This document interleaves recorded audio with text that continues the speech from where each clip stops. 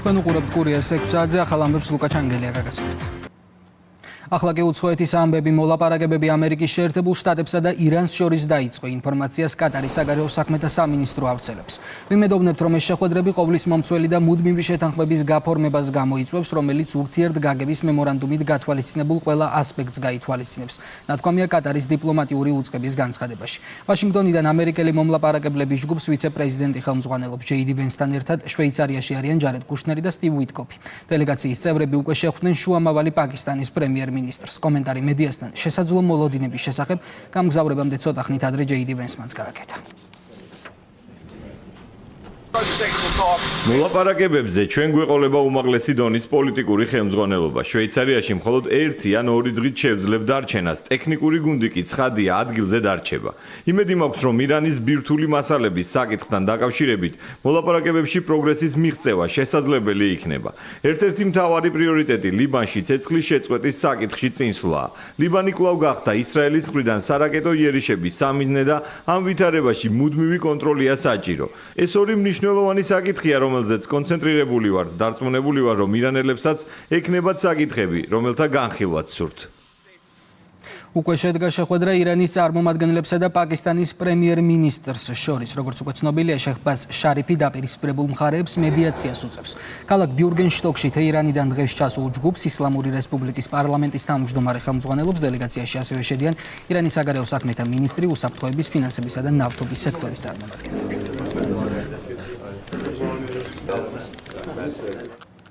უკრაინამ ყირიმის ხიდის ორივე მხარეს რუსული სამხედრო ლოგისტიკა, ნავთობტერმინალები და საჰაერო თავდაცვის სისტემები გაანადგურა. ადგილობრივი მედიის ინფორმაციით, ქერჩის ნახევარკუნძულზე თავდასხმას 4 ადამიანი ემსხვერპლა, 28 კი დაშავდა. ირკვევა ისიც, რომ გაძლიერებული შეტევების ფონზე ოკუპირებულ ყირიმში საწვავის მწვავე დეფიციტია და მისი თავისუფალი გაყიდვა შეჩერებულია. უკრაინის პრეზიდენტის ვოლოდიმირ ზელენსკის განცხადებით, ეს იერიში სამართლიანი ნაბიჯია რუსეთის აგრესიის საპასუხოდ. ომის ფონზე კიევში LGBT პრაიდი მიმდინარეობს. ღონისძიება, რომლის მთავარი მოთხოვნაც ერთნაირსკესიანთა ოჯახების ლეგალიზებაა, უკრაინის ცენტრალურ ქუჩებში იმართება. პრაიდს მოყვა დაპირისპირება, მსვლელობის პარალელურად კონტრაქცია მიმდინარეობს.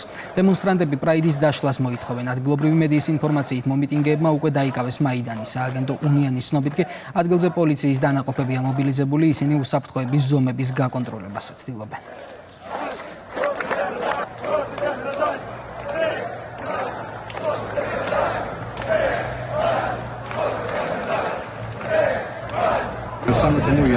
ევროკავშირი ღიად ამბობს, რომ გაწევრიანების შემთხვევაში უკრაინას აქვს იურიდიული ვალდებულება ერთნაირსკესიანი წყვილების უფლებები დაარეგულიროს. სწორედ ამიტომ მე არ ვუჭერ მხარს ევროკავშირში შესვლას.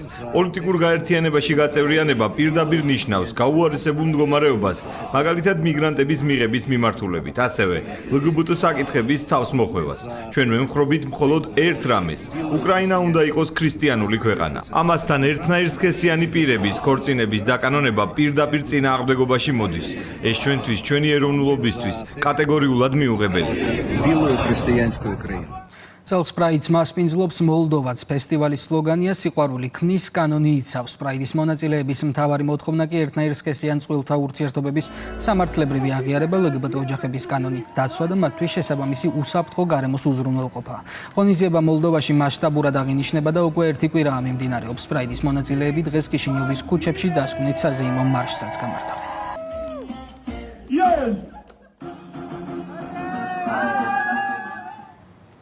და ისევ საქართველოს ბათუმის შავი ზღვის მუსიკისა და ხელოვნების ფესტივალს კვლავ გაერთიანებული ერების განათლების, მეცნიერებისა და კულტურის ორგანიზაციის უმაღლესი სტატუსი იუნესკოს პატრონაჟი მიენიჭა. იუნესკოს ოფიციალურ წერილში აღნიშნულია, რომ ნოემბერში დაგეგმილი ღონისძიება სრულად შეესაბამება ორგანიზაციის გლობალურ პრიორიტეტებს, ხელს უწყობს კულტურულ დიალოგს და მნიშვნელოვანია მომავალი თაობების განვითარებისთვის. სტატუსის მინიჭებასთან ერთად ფესტივალის ორგანიზატორებს იუნესკოს ოფიციალური ლოგოს გამოყენების უფლება მიეცათ. იუნესკოს პატრონაჟი, რომელიც მიანიჭა ბათუმის შავი ზღვის ფესტივალს უკვე მერვეჯერ, არის ძალიან დიდი მნიშვნელობის მოვლენა. ეს არის პირველ რიგში საქართველოს გამარჯვება, ეს არის რა თქმა უნდა სახელოვნებო სფეროს გამარჯვება და ეს არის კულტურული დიალოგი, რომელიც არის საქართველოსა და მთელ მსოფლიოს შორის. ბათუმის ფესტივალი შევიდა კიდევ ერთხელ და მოიპოვა ეს არაჩვეულებრივი აღიარება, რასაც ულოცავ პირველ რიგში, რა თქმა უნდა, საქართველოს, ბათუმს დღეს სტიქიის შედეგებს ითვლიან ახმეტის მუნიციპალიტეტში. ამ დროის მონაცემებით ძლიერმა ქარმა პანკისის ხეობაში 22 საცხოვრებელი სახლის სახურავი დააზიანა. მოგლეჯილია ხეები და დაისეთყვა ერთწლოვანი სასოფლო-სამეურნეო ტერიტორიები. სტიქიის ზონაში მუშაობს ზარალის დამთვლელი კომისია. ახმეტის მერიაში განმარტავენ, რომ შედეგების დათვლის შემდეგ გახდება ცნობილი რა ფორმით დაეხმარებიან დაზარალებულ მოსახლეობას. საგრძნობლად დააზიანა საკარმიდამო მონაკვეთები. განსაკუთრებული ზიანი მიადგა საცხოვრებელი სახლების სახურავებს, გადახადა სახურავები და დაგლიჯა ხეები, რომელიც ზოგან ჩაიკეტა შიდა საუბნო გზები. ამჟამად მიმდინარეობს სამაშველო სამსახურის მიერ გაწმენდ დიდი სამუშაოები, თუ სადღაც პრობლემა იქნება და გადაიღო ახლა სტიქია შეჩერებულია, მაგრამ ვითვლით ახლა ისევ ზარალს და უზრუნველყოფთ მათ დახმარებას. ესეთ ქარიშხალი არ ყოფილა. როგორც დღეს. გაიტანა ეს უკანა მხარეს უწაიღვალე მეზობლის ეზოში. გამგებელი იყო სოფლისა. ახლა კი პოლიტიკა ნაციონალურ მოძრაობაში შიდა პარტიული კრიზისი გრძელდება. მიხეილ სააკაშვილის მიერ პარტიის მოქმედი თავმჯდომარის კრიტიკას თავად თინა ბოკუჩავამ უპასუხა და აღნიშნა, რომ სააკაშვილის პოზიცია გარემოცვის ზეგავლენითაა განპირობებული.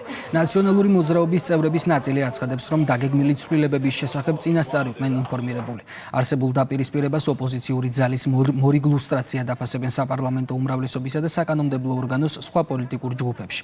დეპუტატების განმარტებით ეს პროცესი პარტიაში ძალაუფლების მიმდინარე ბრძოლას ადასტურებს. ჩვენზე მეტია მიდიოდა საუბარი, მუშაობა იმაზე, თუ როგორ უნდა მომხდარიყო ეს ყველაფერი.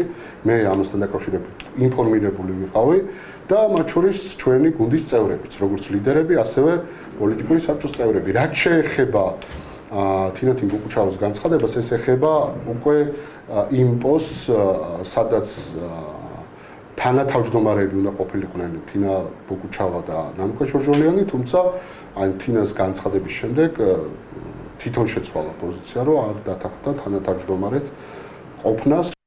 ამ შემთხვევაში საქართველოს საზოგადოებისთვის არის აბსოლუტურად უმნიშვნელო კიდევ ერთხელ ხას უსვამ რა მოხდება შიგნით ნაცმოძრაობაში, რაც უარესი ნაცმოძრაობისთვის, მით უკეთესი საქართველოსთვის. არანაირი მნიშვნელობა არ აქვს თავმჯდომარე ვინ იქნება ნაცმოძრაობაში, რომელიც საკონსტიტუციო სასამართლოს გადაწყვეტილებით იმედი გვაქვს, რომ გაუქმდება, იმიტომ რომ ანტისახელმწიფოებრივია, მაგრამ ხომ ამბობს ევროკავშირის ელჩი, რომ ეს არის ნაცმოძრაობა, ევროპული პარტია და ხმამიეცი და კოალიციური მთავრობა და ასე შემდგომ.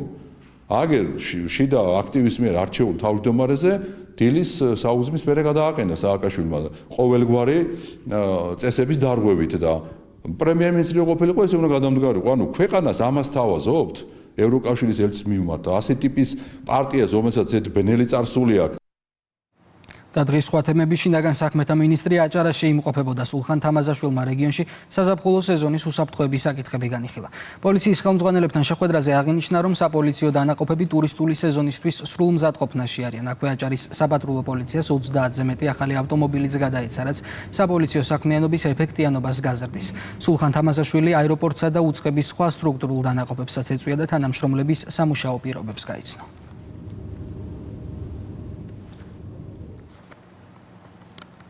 ბათუმის შემდეგ შინაგან საქმეთა მინისტრი კიდევ ერთ ზღვისპირა ქალაქს ეწვია. სულხან თამაზაშვილი ფოთში სასაზღვრო პოლიციის სანაპირო დაცვის დეპარტამენტის ბაზას ესტუმრა. მინისტრმა დეპარტამენტის ხელმძღვანელობასთან ერთად ადგილზე არსებული ინფრასტრუქტურა, თანამშრომლების სამუშაო სივრცეები და სანაპირო დაცვის მცურავი საშუალებები დაათვალიერა. თამაზაშვილმა პირად შემადგენლობას გაწეული სამსახურისთვის მადლობა გადაუხადა.